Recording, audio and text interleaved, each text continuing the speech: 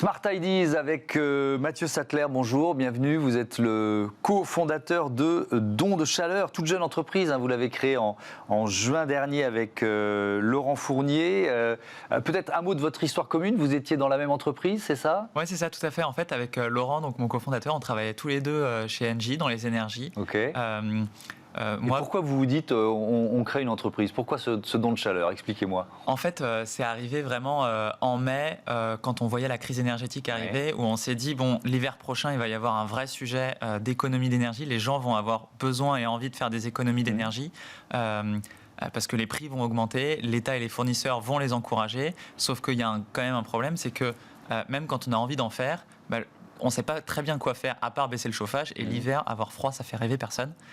Donc, on s'est dit, il faut essayer de trouver une solution pour aider les gens à réduire leur consommation d'énergie sans que le message ce soit cet hiver, gelez-vous. Oui, effectivement, ce n'est pas un message très, très positif. Donc, il y a cette idée. Donc, ça s'appelle Don de Chaleur. Quel défi vous lancez en quelque sorte? Parce que c'est un défi. C'est un défi, effectivement. En fait, c'est un défi. Ce qu'on dit, c'est que c'est un défi de solidarité énergétique. Pourquoi? Parce que, en fait, on propose une application dans laquelle on vous aide à réduire votre consommation d'énergie via des petits défis qu'on veut rigolos.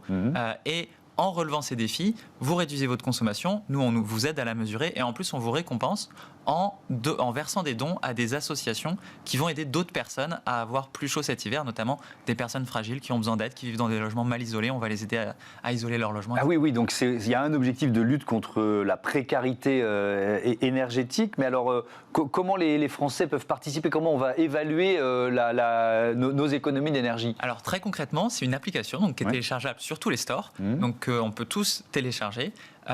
Donc on s'inscrit. Et nous, on propose des défis. Donc, il suffit en fait tout simplement de relever des défis. Donc, les défis, ça peut être par exemple des petites choses très simples comme aller faire un bonhomme de neige dans son congélateur avec le givre qu'il y a sur les parois du congélateur.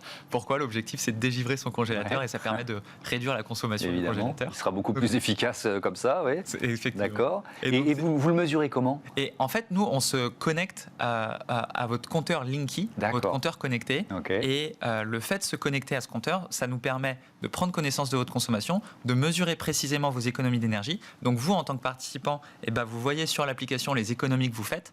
Et nous, ça nous permet en plus, en proportion des économies que vous faites, de verser des dons à des associations. Oui, donc c'est ça, vous allez transformer les économies en dons. Vous avez déjà identifié des associations qui seront vos partenaires dans cette lutte contre la précarité. En fait, on a deux types de partenaires. C'est-à-dire que les économies que les participants, que tous les gens qui téléchargent l'application font sur leur facture, ça ils la gardent. Et on a donc des partenaires qui sont des fournisseurs d'énergie ou des entreprises qui versent les dons à des associations.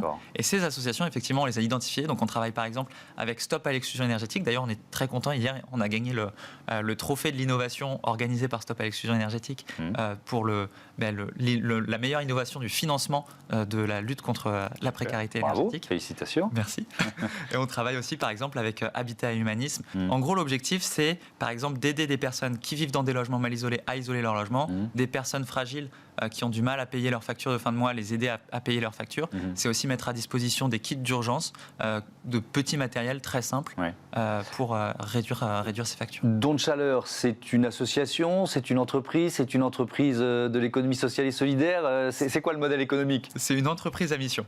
C'est une entreprise. Le modèle économique, en fait, c'est que les partenaires avec lesquels on travaille, donc les fournisseurs d'énergie et les entreprises qui sont les partenaires qui versent les dons aux associations, c'est aussi eux qui nous rémunèrent. Pourquoi? Parce qu'en fait, c'est des acteurs qui, certes, sont engagés sur les sujets de lutte contre la précarité énergétique de par leur activité, mais qui aussi ont un vrai intérêt financier à encourager le sujet de la sobriété. Par exemple, les fournisseurs d'énergie, cet hiver, en fait, le prix de l'énergie, pour nous, jusqu'à maintenant, il a pris 5% avec le bouclier tarifaire, il va grimper à 15% après janvier.